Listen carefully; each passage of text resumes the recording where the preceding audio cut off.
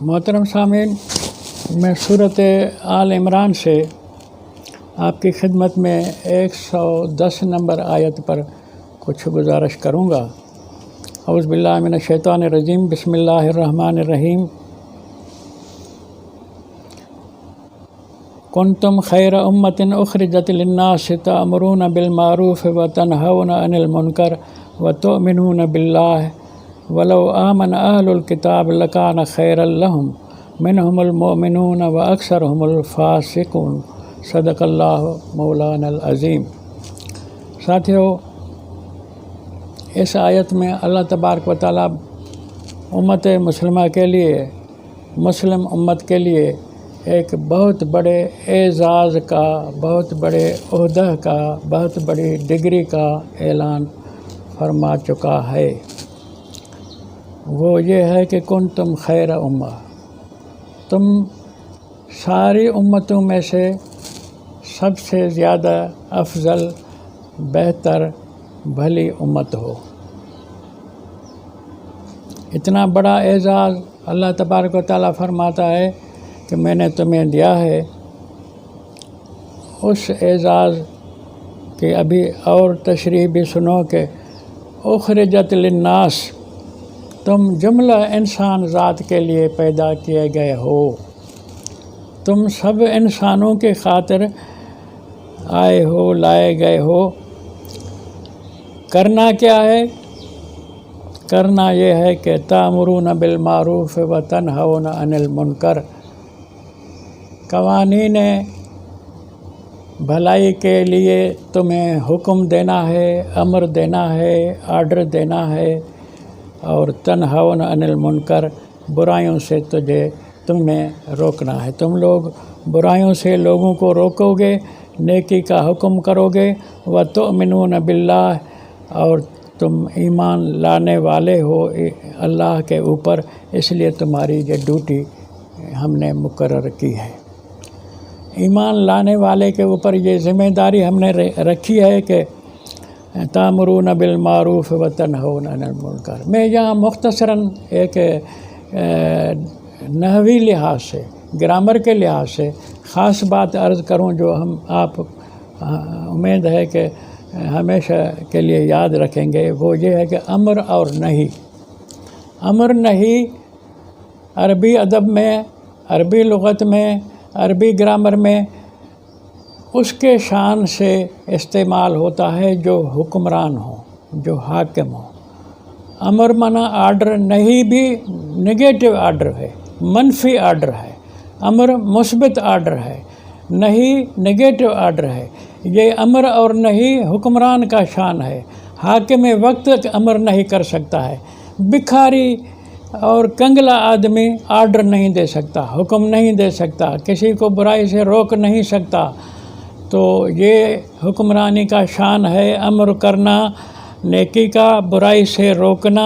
تو امت کے ذیل میں کنتم خیر امتن، تم بھلی امت ہو، اچھی امت ہو، اس کے ذیل میں فرمایا کہ تمہارا شان یہ ہے، تمہارا مرتبہ یہ ہے کہ تأمرون بالمعروف وتنہون عن المنکر وتؤمنون باللہ۔ تؤمنون باللہ، جو مومن ہیں، اللہ کے اوپر ایمان لانے والے ہیں، ان کی ذمہ داری ہے نیکی کا حکم کرنا، برائی کا روکنا۔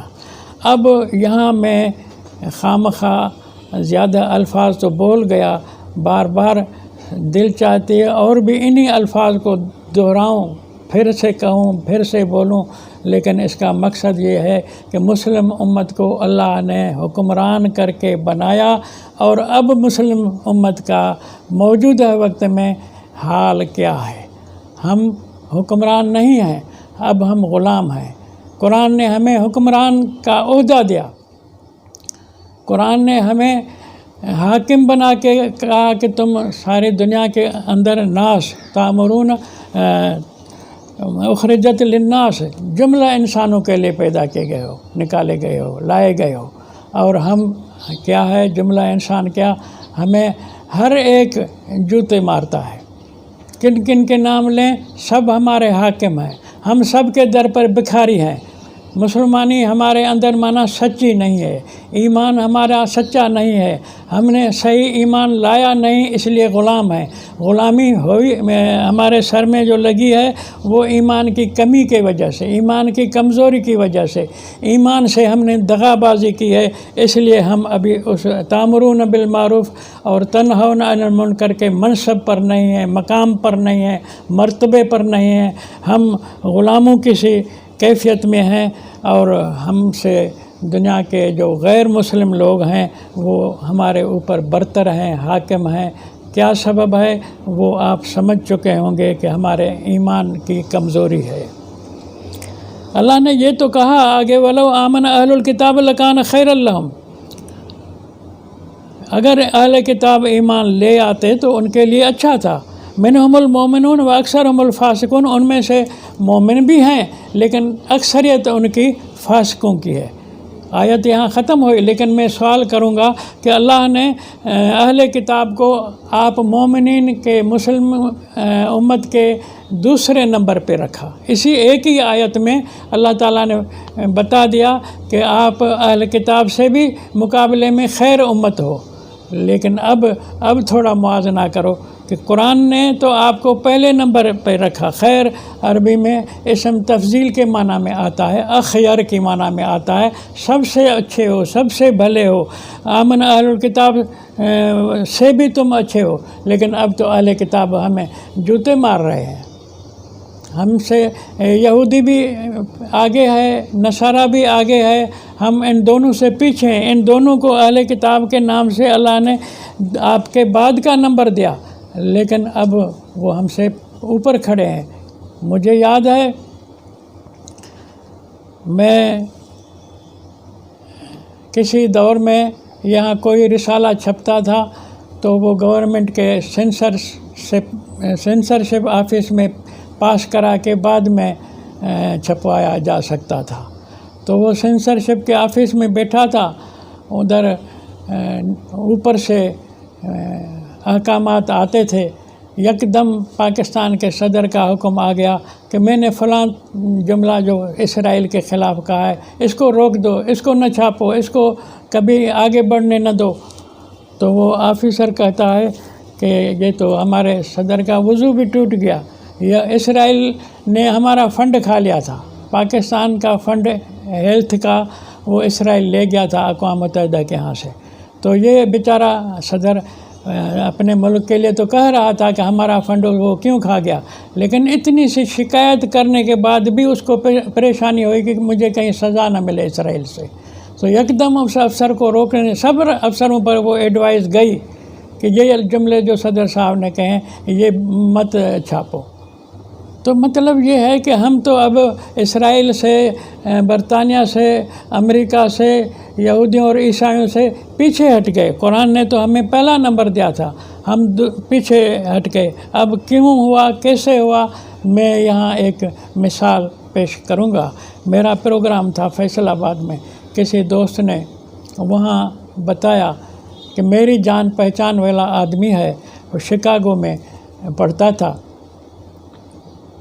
وہاں وہ پہلے نمبر پہ امتحان میں یونیورسٹی کے اندر پہلے نمبر پہ پاس ہوا، اور یونیورسٹی کا دستور تھا کہ پہلے نمبر پر پاس آنے والے کو کچھ چیزوں کی انعام کے طور پر آفر کرتے تھے کہ نوکری چاہیے دے سکتے ہیں، گاڑی چاہیے دے سکتے ہیں، گھر چاہیے دے سکتے ہیں، کیا چاہیے تمہیں؟ تو وہ نوجوان نے کہا کہ مجھے چاہیے تو ضرور کچھ، لیکن تمہاری لسٹ میں وہ چیز ہے ہی نہیں، میں کچھ اور چاہتا ہوں۔ تو انہوں نے کہا بولو، اور چیز دینے کی لائق ہوگی ہم دیں گے آپ کو۔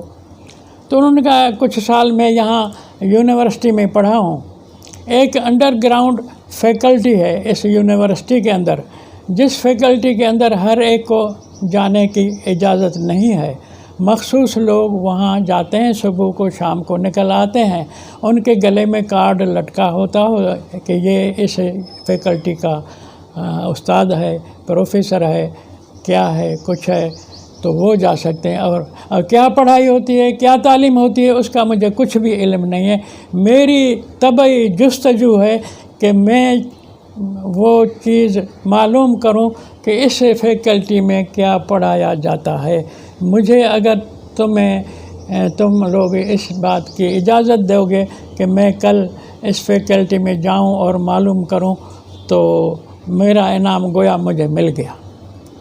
تو انہوں نے کہا واقعی ہم نے تو اوروں پر ان مخصوص لوگوں کے سوا بندش ڈالی ہوئی ہے اور اجازت نہیں ہے، لیکن ہمارا یہ بھی قانون ہے کہ فرسٹ پوزیشن میں آنے والے کو منہ مانگا انعام دیا جائے، اس لیے ہم آپ کو اجازت دیتے ہیں کل آپ اس فیکلٹی میں صبح کو جانا، شام تک دیکھنا کہ کیا تعلیم ہوتی ہے۔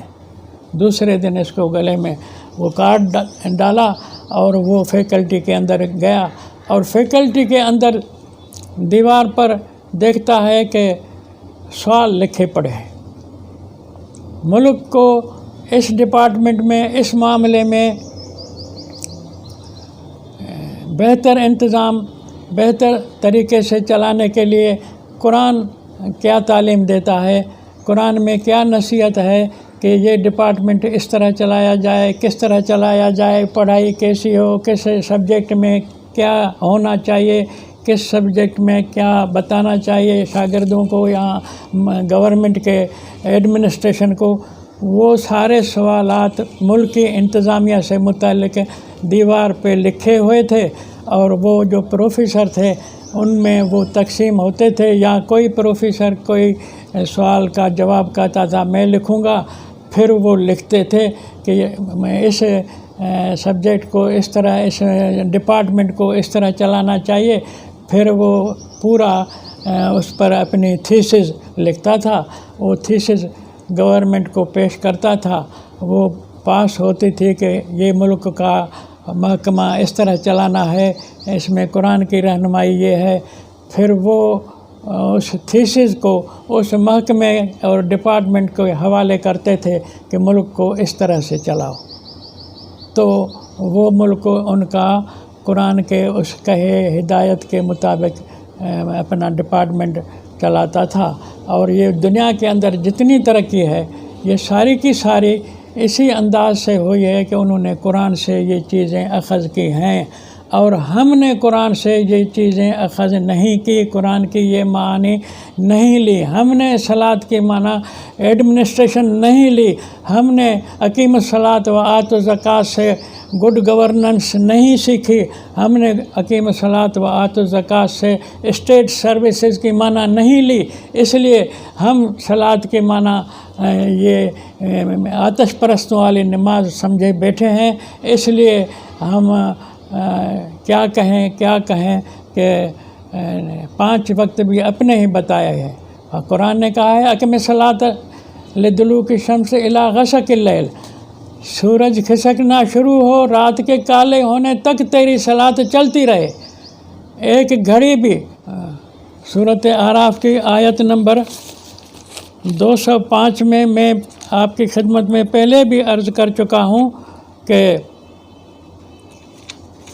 قرآن آپ کو سکھاتا ہے صلاۃ، قرآن نے آپ کو صلاۃ کا ڈھنگ سکھایا ہے، وہ یہ سکھایا ہے کہ وَاذْكُرْ رَبَّكَ فِي نَفْسِكَ تَضَرُّعًا وَخِيفَةً دُونَ الْجَهْرِ مِنَ الْقَوْلِ بِالْغُدُوِّ وَالْآصَالِ وَلَا تَكُن مِّنَ الْغَافِلِينَ، تو اپنے رب کو یاد کر، دل میں آہوزاری سے مخفی طرح آواز نہ نکلے، بالغدو والآصال، صبح ہو چاہے شام ہو، ولا تکن من الغافلین، تیرے اوپر غفلت نہ آئے، غفلت نہ، ایک دم بھی، ایک گھڑی بھی تیرے اوپر غفلت نہ آئے۔ ہم خواہ 5 نمازیں بنا کر کے قرآن کے الٹ چل رہے ہیں، اور دنیا نے جتنی بھی ترقی کی ہے وہ قرآن سے کی ہے، اور قرآن نے ان کو آسمان پہ پہنچایا ہے۔ وہ ستاروں سے اب باتیں کر رہے ہیں، ہمیں زمین کا پتہ نہیں ہے۔